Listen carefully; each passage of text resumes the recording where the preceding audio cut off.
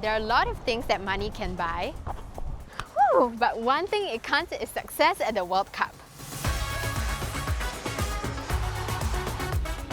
Chinese soccer fans know that only too well. The football team of the world's second largest economy was beaten in a World Cup qualifier by war-torn Syria, which has no training facilities or home ground to host games. The loss, which came in spite of China spending $600 million on football in 2016, enraged Chinese fans so much that they took to the streets to protest. I hope I can see China someday win World Cup. Before I die, maybe about 100 years.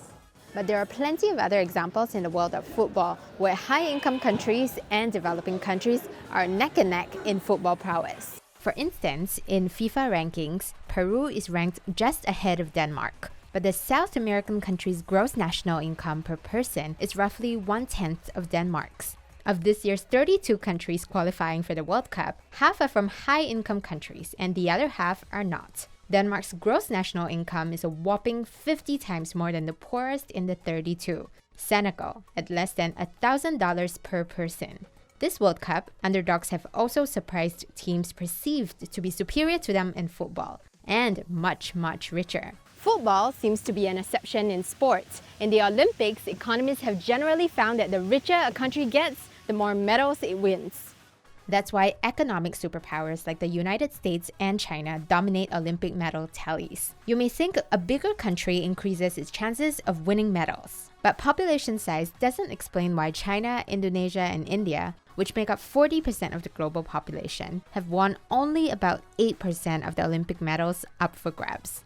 That's where a country's wealth matters. GDP per capita has been proven to have a positive effect on medal counts, which makes sense as a richer population will have more time for sports and be able to enjoy better facilities.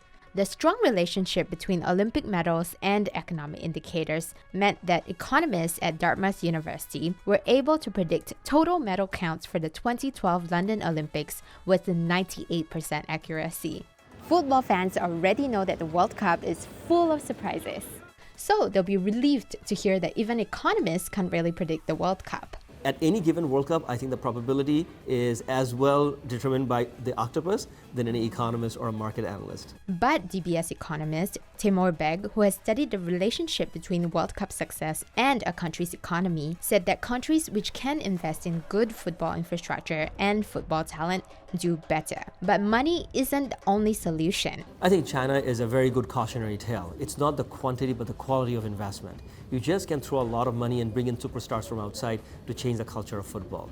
You have to focus on the kids, you have to focus on the coaches of the kids. That economic variation is not stopping economists from trying to predict a country's World Cup prospects. PwC used historic data on 56 countries, which played at least 6 World Cup finals matches.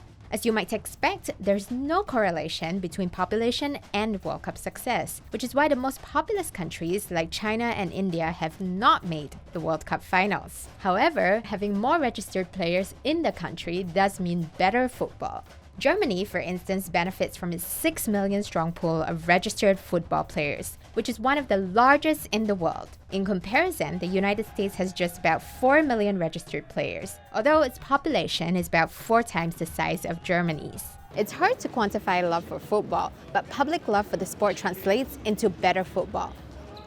PwC used attendance at football matches as a proxy for love for the game, and it found that high public interest can explain the success of countries like Germany, England, and Spain, which have the highest football match attendances.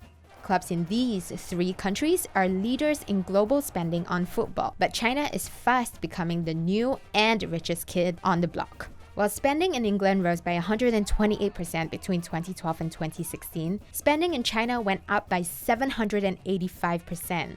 That's helped it to rise from 88th place in 2012 to 75th this year, just behind Syria and South Africa. At the Olympics, countries can invest in foreign athletes to boost their medal count. Qatar spent $1 million for the entire weightlifting team of Bulgaria and got a bronze medal for it, while Bahrain's Olympic track and field team is primarily made up of runners from Kenya and Ethiopia. But for footballers, choosing your national team isn't really about dollars and cents. That's partly because FIFA requires the player to have lived in that country for at least 5 years. but also because players make most of their salary playing professional football in clubs. In fact, many of the foreign-born players at this World Cup were born in Europe, a region with relatively high income per capita. But many of them play for Africa, which is comparatively less developed. Of the 82 footballers playing for countries they weren't born in, nearly half were born in European countries like France and the Netherlands, but now play for countries like Morocco, Tunisia, and Senegal. And the barrier to entry in football isn't expensive, unlike sports like horse riding or sailing. So, what do you call something you can't buy? The beautiful game.